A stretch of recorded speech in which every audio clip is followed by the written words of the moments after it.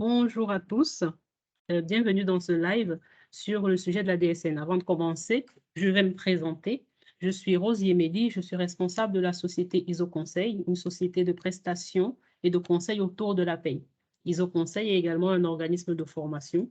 On propose des formations sur des thèmes de formation de logiciels paye, spécialement SILAE. On propose également des formations sur la paye en général, sur la production de paye. On propose des prestations de migration sur SILAE. On propose également des prestations de coaching et d'accompagnement au recrutement. Donc, pour en savoir plus sur nos prestations, je vous invite à visiter notre site internet www.isoconseil.com. Vous pouvez également rejoindre notre groupe Facebook d'échange et nous suivre sur la page LinkedIn. On est présent sur pas mal de réseaux sociaux. Instagram et TikTok, c'est pour bientôt. Donc, aujourd'hui, je souhaitais faire un live sur le sujet de la DSN. Donc, le live du jour, ce n'est pas comment calculer une DSN sur un logiciel de paye, parce qu'on n'a pas tous les mêmes logiciels de paye, mais c'est de comprendre le fonctionnement de la DSN, à quoi sert la DSN et quels sont les impacts de quels sont les impacts de tout ça. Alors, comprendre la DSN, de quoi il s'agit? La DSN est une déclaration en ligne, parce que ce n'est pas par courrier, c'est par papier non plus. C'est une déclaration en ligne et tous les mois qui transmet les informations concernant chacun des salariés. Déjà, avant de parler de la DSN, je vais commencer par dire comment c'était avant, parce que ça permet d'avoir le cheminement de l'évolution de la législation à ce sujet. Auparavant, tous les mois ou tous les trimestres, en fonction de l'effectif de l'entreprise, on effectuait des déclarations qui s'appelaient des DUX.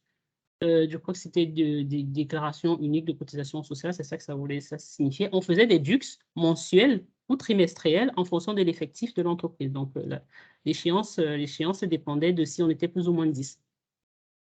La DUX était une déclaration dans laquelle on communiquait aux entreprises uniquement le montant à cotiser. Donc, pour prendre l'exemple de l'URSSAF, la DUX URSSAF, c'était quoi?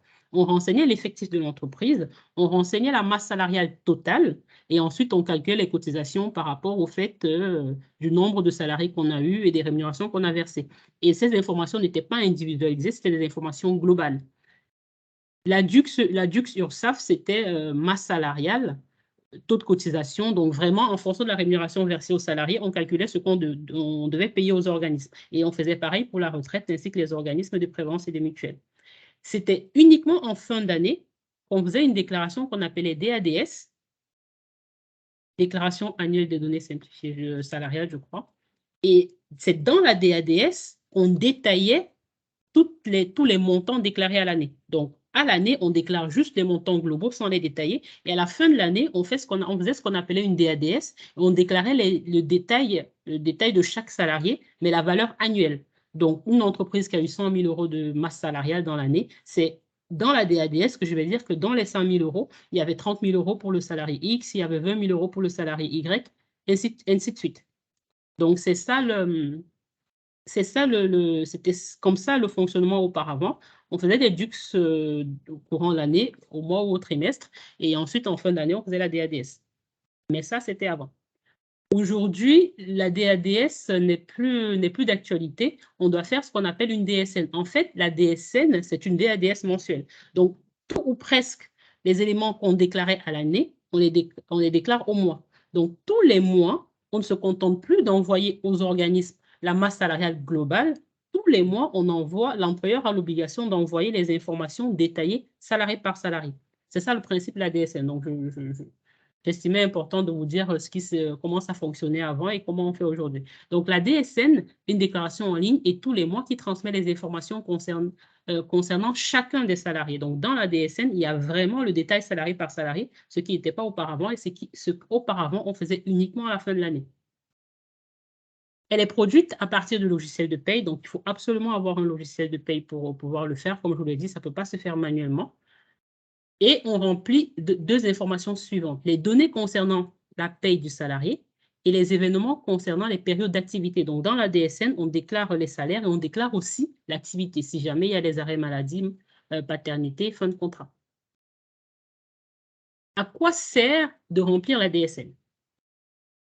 Remplir et envoyer la DSN, remplit, envoyer la DSN les deux fonctions suivantes. Calculer et payer les cotisations sociales, parce que ce qu'on faisait auparavant via la DUX n'est pas supprimé. On a toujours besoin de calculer, de déclarer les cotisations aux organismes. Donc ça le fait toujours et c'est intégré dans la DSN. Et le deuxième rôle rempli par la DSN, c'est d'informer automatiquement tous les organismes des données concernant les salariés, individuellement, leur rémunération, leur activité, etc.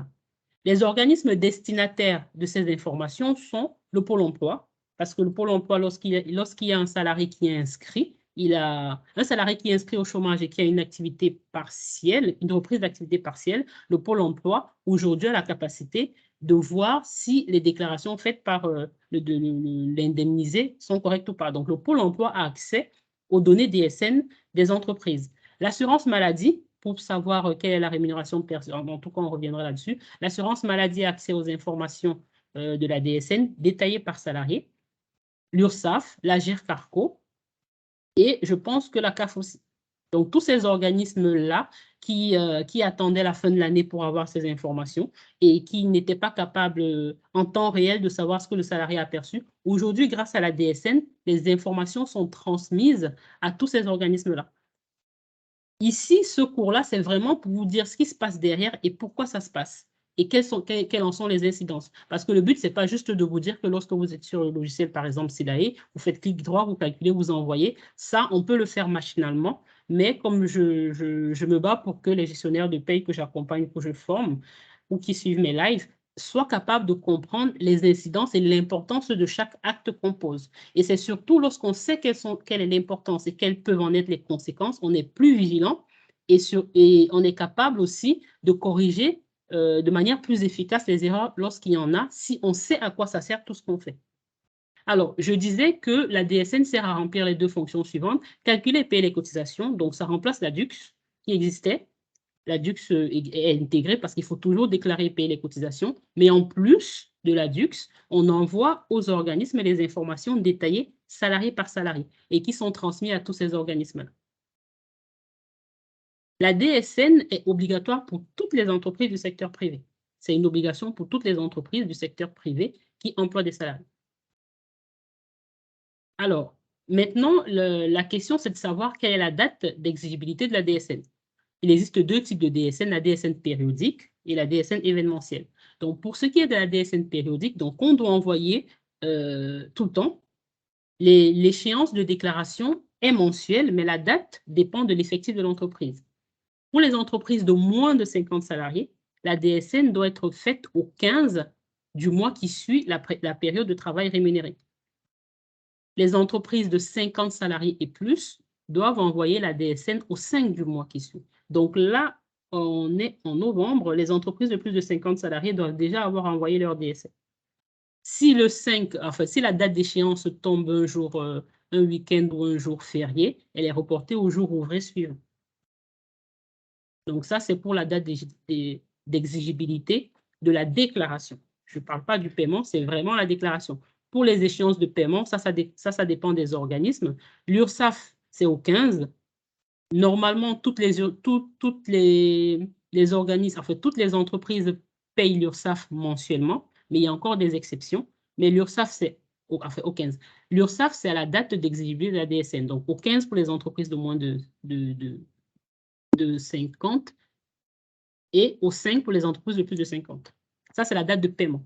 Les organismes de retraite, la date de paiement, c'est au 25. Au 25 du mois qui suit l'exigibilité de paiement ou au 25 du trimestre. En règle générale, les paiements sont mensuels pour l'URSSAF et pour la retraite, sauf exception. Ici, les dates que je vous annonce là, ce sont les dates d'exigibilité de la déclaration, pas du paiement. L'exigibilité de la déclaration peut être différente de l'exigibilité de paiement. Il existe un deuxième type de DSN qu'on appelle les DSN signalement d'événements. Entre deux DSN mensuels, on peut être amené à effectuer une DSN pour signaler un événement. La DSN événementielle doit être effectuée dans les 5 jours suivant l'événement. Donc, si un salarié vous informe qu'il a été malade ou vous envoie un arrêt maladie, vous avez l'obligation de faire l'attestation de salaire dans les 5 jours qui suivent. Surtout que si vous ne le faites pas dans les 5 jours, vous pénalisez le salarié parce qu'il ne sera pas indemnisé tout de suite. sauf si l'entreprise fait la subrogation. Si elle veut prendre son temps pour se faire rembourser, c'est son droit. Mais une entreprise qui ne pratique pas la subrogation a l'obligation de faire une DSN, notamment dans le cas de la maladie, dans les 5 jours qui suivent la date à laquelle elle a été informée de l'événement. Les événements concernés sont les suivants: arrêt maladie, maternité-paternité, reprise anticipée et fin de contrat de travail. Pourquoi je vous dis reprise anticipée? Lorsqu'un salarié reprend son travail plus tôt que ce qui était prévu dans son arrêt de travail, on a l'obligation de faire une déclaration de reprise anticipée. Auparavant, on devait faire toutes les déclarations de reprise. Ça a été un petit peu allégé, une fois n'est pas coutume, on nous a simplifié la tâche. Ça a été un petit peu allégé. Lorsque le salarié reprend son travail à la date prévue, on n'a plus besoin de faire une déclaration de reprise parce que l'organisme sera informé via la DSN. Parce que dans la DSN, on a vu plus haut que les informations des arrêts de travail, des absences de salariés sont transmises aux organismes. Donc, si le salarié reprend à la date prévue, il n'est plus nécessaire de faire un signalement de reprise parce que ça sera vu par l'organisme. Mais par contre, si le salarié reprend de manière anticipée, si le salarié a un arrêt de travail, par exemple, jusqu'au 15, le 10, il se sent mieux, il décide dans ce cas, le 10, il se sent mieux, il décide de reprendre son travail. L'employeur a l'obligation de faire une déclaration de reprise anticipée. Fin de contrat de travail. Alors, revenons sur la maladie avant de parler de la fin de contrat de travail. Le signalement maladie, c'est quoi? Le signalement maladie, c'est l'attestation de salaire. Bon, le signalement maladie, c'est comme l'attestation de salaire. C'est quoi l'attestation de salaire? L'attestation de salaire, c'est un document. Je ferai un cours, enfin, le prochain live va porter sur les déclarations obligatoires de l'employeur. Donc, je parlerai plus profondément de l'attestation de salaire, de la déclaration de fin de contrat de travail, de la déclaration d'accident de travail, donc de toutes ces obligations-là. Mais là, je vais juste essayer d'en parler brièvement. L'attestation de salaire, c'est un document qu'on transmet à la CPAM pour qu'elle soit en mesure de calculer les droits du salarié. Les droits du salarié, pour prendre l'exemple de la maladie non professionnelle, les droits aux indemnités journalières de la sécurité sociale sont évalués en fonction de la rémunération des 3 derniers mois qui précèdent l'arrêt du salarié. Donc, l'attestation de salaire, c'est un document qu'on remplit, un CERFA. Vous pouvez trouver un modèle sur Internet. C'est un document qu'on remplit. Si j'en trouve un pendant que je vous parle, je vais vous le montrer. L'attestation de salaire, c'est un document qu'on remplit pour informer l'organisme des rémunérations. Je vais vous partager. Je vais faire un truc vite fait. Je vais faire ça, je vous montre. Ça m'évite de parler dans le vent. Voilà. C'est ça une attestation de salaire. Une attestation de salaire, c'est un document qu'on transmet à la CPAM, visualiser le papier, pas en dématérialisé. C'est ça l'attestation de salaire, c'est un document qu'on envoie à la CPAM pour informer la CPAM des 3 derniers mois. La CPAM a besoin de ces informations-là pour pouvoir évaluer les indemnités journalières du salarié. Donc, c'est ça une attestation de salaire. Ce qui est différent de signalement d'arrêt maladie. Parce que comme je vous l'ai dit précédemment, dans la DSN, tous les mois, je transmets ces informations aux organismes. Donc, normalement, la CPAM a toutes ces informations. Je n'ai plus besoin de les lui transmettre dans une attestation. Si mes DSN ont fonctionné correctement, je n'ai plus besoin de transmettre une attestation avec toutes ces informations-là des 3 précédents mois, puisque la CPAM est censée les avoir. Donc, à la place de renvoyer une attestation de salaire où je reprends tout ça, je fais ce qu'on appelle un signalement. Après, c'est matérialisé d'une manière différente sur certains logiciels. Sur Silae, la présentation est la même. Hein, c'est pour qu'on ne soit pas perdu. Mais lorsqu'on fait un signalement, visuellement, on voit apparaître une attestation de salaire, mais ce n'est pas ces informations qui partent. Parce que lorsque je fais un signalement, comme son nom l'indique, je signale un événement, je dis à la CPM que j'ai mon salarié, M. Durand, qui est en arrêt de travail depuis le 16 septembre 2021, mais je ne lui transmets plus les éléments de salaire. Parce que dans ma DSN, j'ai déjà transmis ces informations. C'est ça le signalement. Je signale un événement pour demander à l'organisme d'aller chercher dans l'historique de mes DSN les informations nécessaires pour calculer les droits du salarié. C'est ça la différence. L'attestation de salaire existe toujours. On peut toujours effectuer les 2 déclarations. La sécurité sociale accepte cette version de déclaration. Là, le signalement est privilégié, mais le signalement ne fonctionne pas toujours. Et si le signalement ne fonctionne pas, la CPM traite toujours les attestations qu'on envoie en attestation de salaire. Donc aujourd'hui, pour faire valoir les droits IJSS d'un salarié, on peut soit faire une attestation de salaire comme on le faisait auparavant, soit faire ce qu'on a appelé un signalement. Sur les logiciels, ça se manifeste différemment. Soit faire un signalement, c'est-à-dire une transmission uniquement de l'événement. Donc, le signalement arrêt maladie, c'est pareil pour la maternité, c'est pareil pour la paternité, c'est pareil également pour la reprise anticipée. On fait un signalement reprise anticipée. Le reste des informations, la CPM les a toujours. J'ai apporté cette précision parce que pour ce qui est de la fin de contrat de travail, on n'a plus la possibilité, depuis le 1er janvier 2022, on n'a plus la possibilité de faire une déclaration autre que le signalement. C'est ce qu'on appelait la réforme du fonds de contrat de travail unique. Les entreprises n'ont plus la possibilité de déclarer, de faire une attestation pour l'emploi comme on le faisait auparavant en renseignant les informations. Le seul moyen de transmettre, de faire valoir les droits d'un salarié, c'est de signaler sa sortie. Mais ça, c'est pareil, je reviendrai plus en détail sur le chapitre des déclarations obligatoires pour l'entreprise. Mais juste pour que vous compreniez un petit peu le principe, tous les mois, j'envoie à tous les organismes, y compris au Pôle emploi, les éléments de rémunération de mon salarié. Donc, lorsque mon salarié quitte l'entreprise, j'ai l'obligation de faire un signalement, j'informe les organismes de la sortie de mon salarié, y compris le Pôle emploi. Le Pôle emploi a l'information de la rémunération de mon salarié sur les 36 derniers mois, parce qu'il faut savoir que maintenant, sur l'attestation Pôle emploi, la période de référence n'est plus que de 12 mois, c'est de 36 mois. Donc, pour un salarié qui a une ancienneté de plus de 36 mois, j'ai fait 36 DSN, et pendant 36 mois, j'ai envoyé les éléments de rémunération de ce salarié. Donc, au moment de la sortie du salarié, je n'ai plus besoin de les transmettre au Pôle emploi. Je transmets uniquement le signalement du départ de mon salarié et le Pôle emploi récupère ces informations-là qu'ils ont stockées pendant les 36 derniers mois. Ils font ce qu'on appelle une rematérialisation et le Pôle emploi me restitue l'attestation rematérialisée avec les informations qu'ils ont eux-mêmes récupérées de mes anciennes DSN, et c'est cette attestation rematérialisée que je remets aux salariés. Depuis la réforme du fonds de contrat de travail unique, il n'y a pas d'autre moyen de déclarer la sortie d'un salarié, il n'y a pas d'autre moyen de lui fournir son attestation destinée à Pôle emploi. Ça, c'est en règle générale. Il y a des exceptions sur lesquelles on reviendra sur le prochain live concernant les déclarations, mais dans les grandes lignes, c'est ça. On n'a plus d'autres moyens. On ne peut plus faire une attestation papier, parce qu'à un moment donné, c'était papier, ni une attestation 12 derniers mois, où ceux qui utilisent SILAE, il y a un brouillon qu'on faisait parvenir aux salariés, enfin aux entreprises pour les salariés. On n'a plus le droit de fournir cette attestation-là, ni ce brouillon. Le seul document qu'on doit fournir aux salariés, c'est l'attestation rematérialisée par le Pôle emploi. J'informe le Pôle emploi de la sortie de mon salarié, qui va récupérer dans mes DSN les informations de rémunération, qui le rematérialise, donc il me le renvoie sous forme papier, et c'est ça que je remets à mon salarié. Et comme je vous disais, ce n'est pas comme l'arrêt de travail, parce que pour l'instant, la sécurité sociale est encore tolérante. On peut faire des signalements, on peut également faire les attestations de salaire. Voilà dans les grandes lignes la DSN, à quoi ça sert et comment ça fonctionne et quels sont les organismes qui sont destinataires de toutes ces informations qu'on transmet.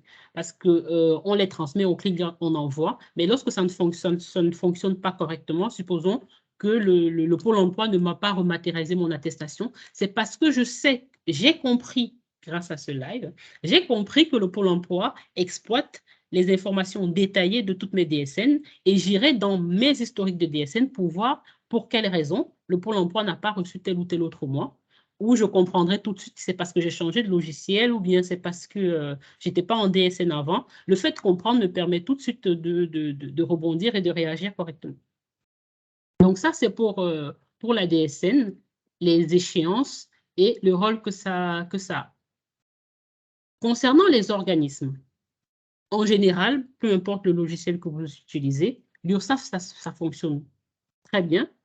Les organismes de retraite, ça fonctionne majoritairement bien. Il y a encore quelques couacs au niveau du plafond. Pour revenir sur cette histoire de retraite, il faut savoir que pour les organismes de retraite, j'ai souvent eu la question il reste pas 5 minutes, Marina. J'ai souvent eu la question lors des formations que je fais.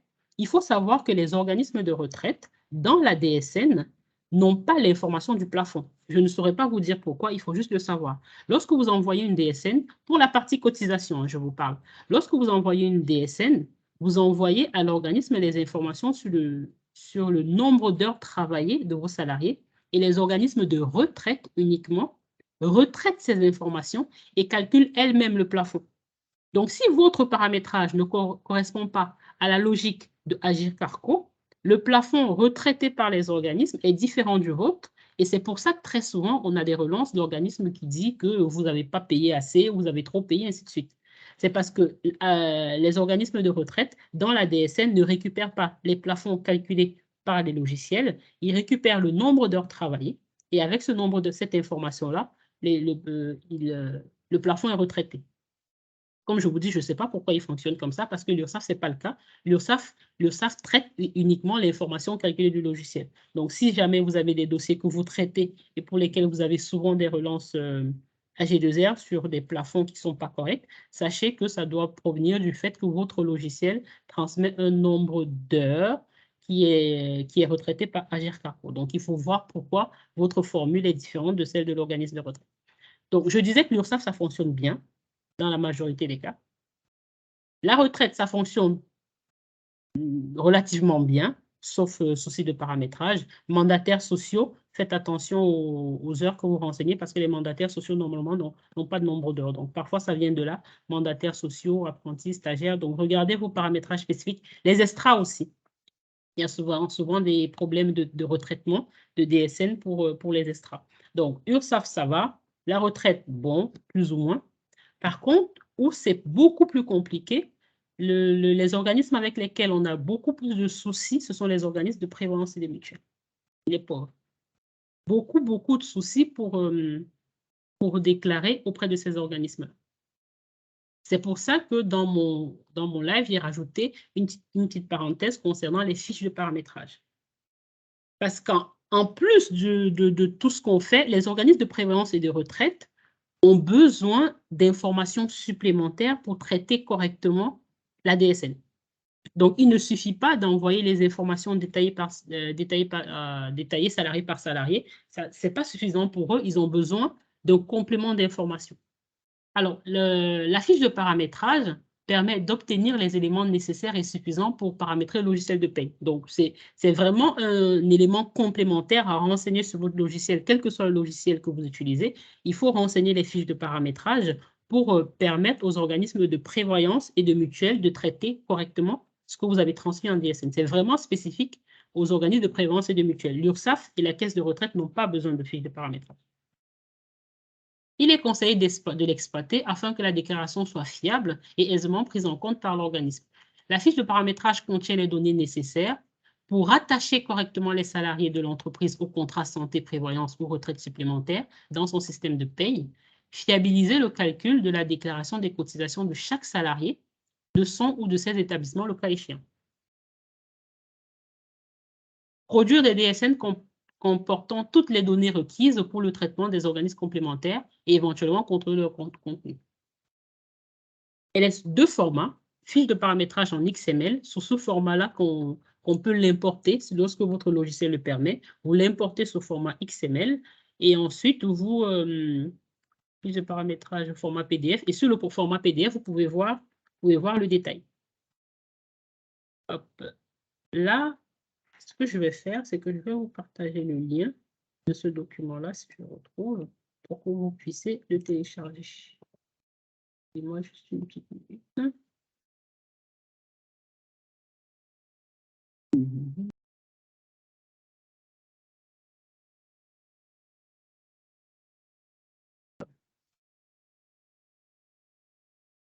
Je vais vous partager le lien pour télécharger ce document, si jamais vous en avez besoin.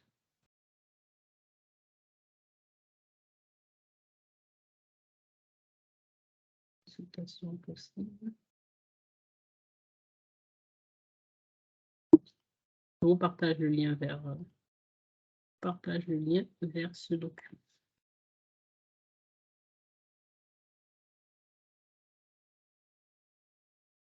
Voilà, c'est fait. Alors, je disais, comment on fait pour récupérer les fiches de paramétrage sur votre compte, sur le compte net entreprise de l'entreprise ou du cabinet comptable, si vous êtes un tiers déclarant, vous allez dans la DSN, ça c'est la procédure pour récupérer la DSN. Pour récupérer les fiches de paramétrage, vous allez dans DSN. Il y a un petit raccourci ici, hein, mais bon, je vais vous montrer cette procédure-là. Vous allez dans la DSN. Ensuite, lorsque vous ouvrez cette page-ci, cette page s'ouvre et vous allez tout en bas accéder aux fiches de paramétrage. Et là, ensuite, vous voyez les fiches de paramétrage de l'entreprise. Vous les avez au format XML, vous avez au format PDF.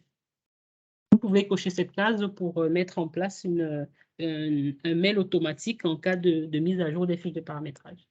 Donc, c'est ça. Hop. Voici un exemple de fiche de paramétrage prévoyance. Je vais vous rappeler à quoi sert la fiche de paramétrage. Supposons que là, c'est quoi cet organisme-là? Je ne sais pas trop. Agri, prévoyance, ok, on va dire agri, prévoyance. Donc, j'ai un contrat auprès de cet organisme-là. Mais dans ce contrat, il y a des sous-contrats. Il y a des sous-contrats. Donc, j'ai besoin de paramétrer dans mon logiciel paye pour que lorsque l'organisme va recevoir son enveloppe. Donc, agri, prévoyance, mon tableau de charge, il est mentionné, dans mon tableau de charge, il est mentionné que l'entreprise doit payer 1 500 €.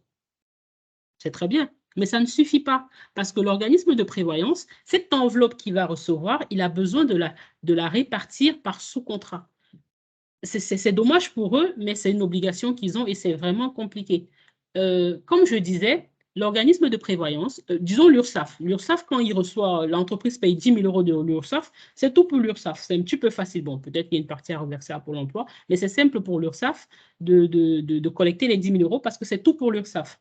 La retraite, c'est pareil. Lorsque vous payez 5 000 € de retraite, c'est tout pour la retraite. Les organismes de prévoyance, c'est différent. Lorsque vous payez 1 500 € de prévoyance, l'organisme a comment on dit, c'est pas des sous-contrats, on va dire des pôles de gestion, parce que ce sont des risques qui ne sont pas gérés en interne par le même service. Donc, sur les 1 500 € de prévoyance que vous avez payés, le même organisme, parce que vous pouvez auprès du même organisme avoir un contrat de mutuelle, de prévoyance, de garantie arrêt de travail, ainsi de suite. Donc, l'organisme, dans l'enveloppe de 1 500 € qu'il a reçue, il a besoin de savoir qu'il y a 250 € qui sont de la mutuelle, il a besoin de savoir qu'il y a 300 € qui sont de la garantie arrêt de travail, il a besoin de savoir qu'il y a 150 € qui sont pour les cadres, ainsi de suite. Donc, c'est à ça que sert la fiche de paramétrage. C'est de permettre aux organismes de prévoyance et de mutuelle de dispatcher l'enveloppe qu'ils perçoivent. Si vous ne faites pas la fiche de paramétrage, votre DSN va passer. L'organisme va bien encaisser l'argent, mais ils ne sauront pas comment le répartir parmi toutes les garanties. Vous voyez ici, il y a une garantie décès, il y a une garantie GIT, je ne sais pas ce que c'est, mais il y a deux garanties différentes. Et vu que c'est géré par des services différents, ce sont des risques différents, bien que vous ayez un contrat auprès du même organisme, il faut quand même donner des informations supplémentaires dans votre logiciel de paye pour que l'organisme soit capable de faire cette répartition-là. Donc, quelque part dans votre logiciel de paye, vous devez renseigner des informations suffisantes pour que 350 € soient affectés là. Donc, dans mon logiciel de paye, je vais dire que dans cette ligne-ci, il faut prendre la cotisation uniquement de tranche A des non-cadres. Donc, quelque part dans le logiciel, je ne veux pas vous montrer s'il y a parce que tous les logiciels ne fonctionnent pas pareil, mais quelque part dans le logiciel, vous allez importer ce fichier-là en XML et il va falloir dire au logiciel que sur le contrat-ci, sur cette première ligne, qu'il aille dans son tableau de charge, qu'il aille récupérer telle rubrique de cotisation des non-cadres et venir l'affecter là.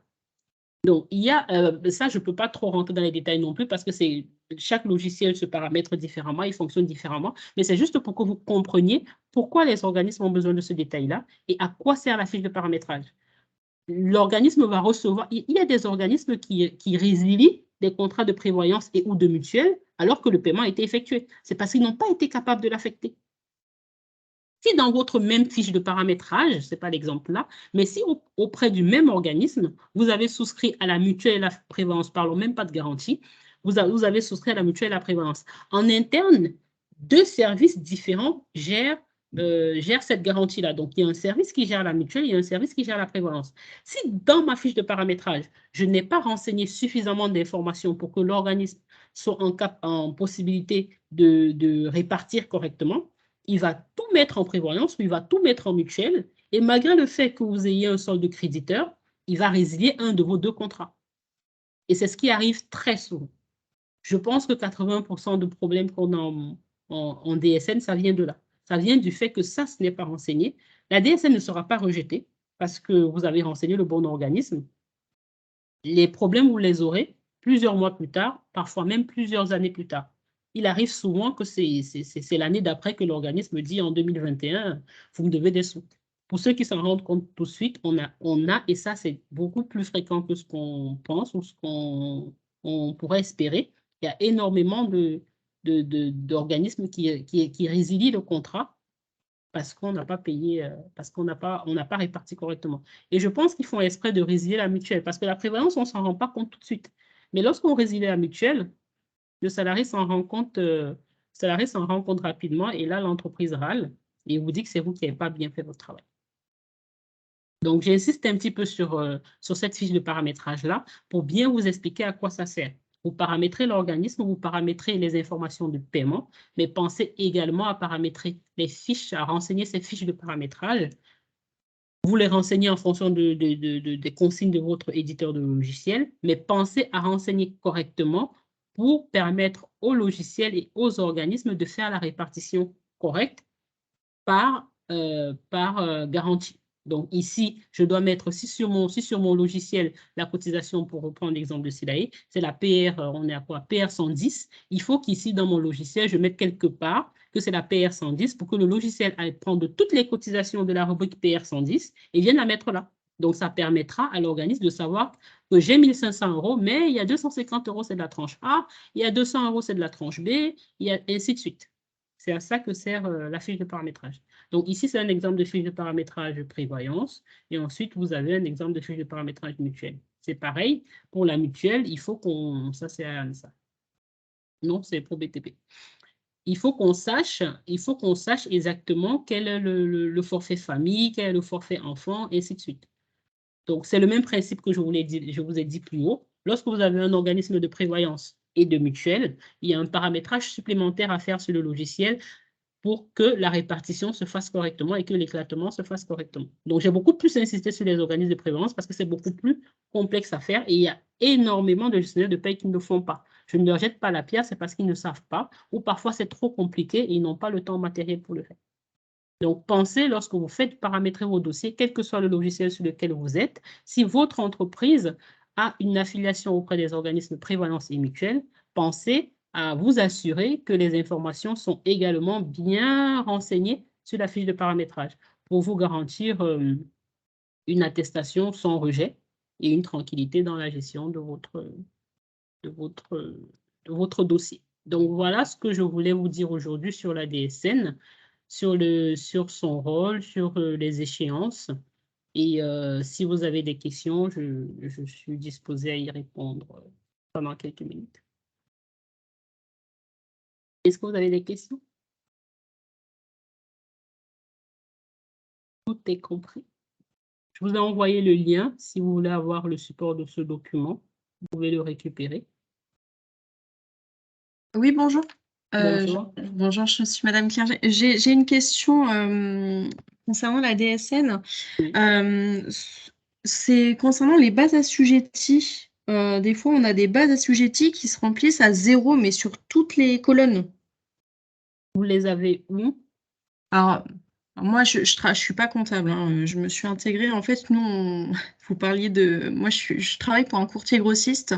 Je suis responsable de la cellule DSN. Je travaille pour, justement, on propose de la prévoyance et de la mutuelle.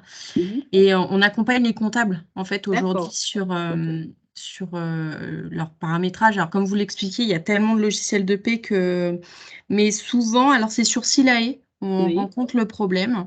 Où on a en fait des bases qui sont assujetties, toutes les colonnes sont remplies à 0 en fait sur les bases assujetties. Oui, c'est sûrement parce que dans le logiciel de paye, la ligne n'a pas été renseignée.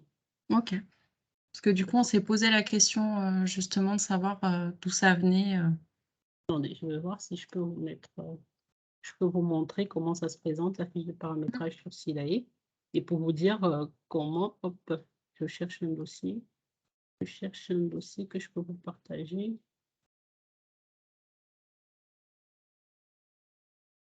Une fiche de paramétrage, je vais vous expliquer. J'ai pris le seul dossier qui n'a pas de salarié. Bonne pioche. Bon, celui-là.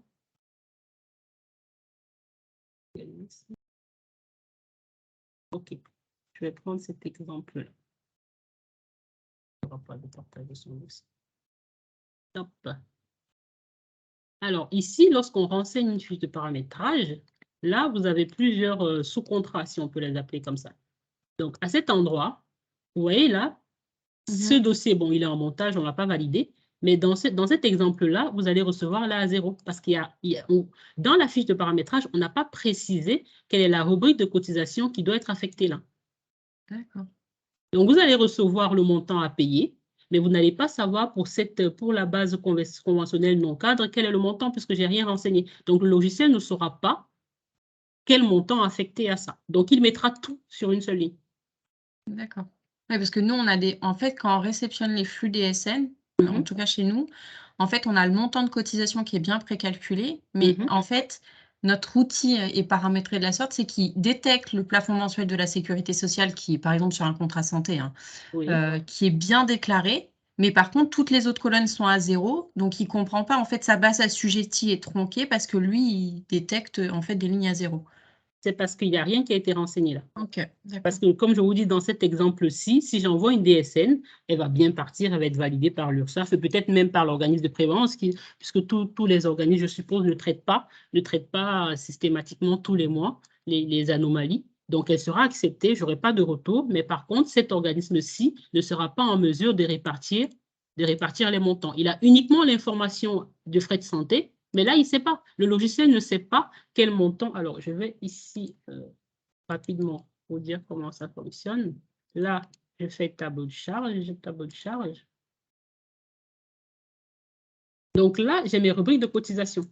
Donc, à aucun moment, je n'ai dit à ma fiche de paramétrage que pour cette ligne-là, il faut aller chercher la cotisation qui s'appelle PR 240. Je lui ai dit pour le frais de santé. Donc, j'ai dit que là, ma frais de santé, il faut aller chercher ma rubrique qui s'appelle PR 240 et tous les montants de cette ligne de cotisation seront affectés là. Mais par contre, pour la prévoyance, j'ai oublié de lui dire qu'il faut aller chercher toutes les rubriques de cotisation PR 240. Comme ça. Donc là, dans cet exemple, vous allez recevoir les 118,08. Vous saurez affecter ces deux montants-là, mais là, vous ne saurez pas quoi mettre où, par exemple. Et c'est très souvent ce qui arrive lorsqu'on fait des DSN parce que beaucoup de gestionnaires de paie négligent de faire ce détail, de faire cette précision. Ne savent même pas ce que c'est que la fiche de paramétrage et quelles sont les conséquences pour vous, organisme qui est retraité derrière. D'accord. Bah, c'est un peu plus clair. Si on peut les aider un petit peu, en tout cas, on les renvoie vers les éditeurs de paie, mais si on peut les aider un petit peu, c'est le but aussi.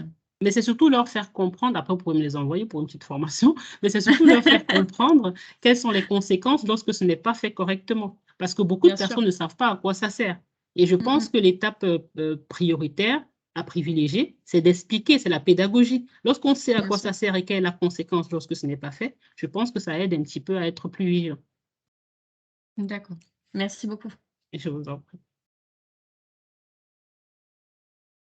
Alors, est-ce que quelqu'un d'autre avait une question?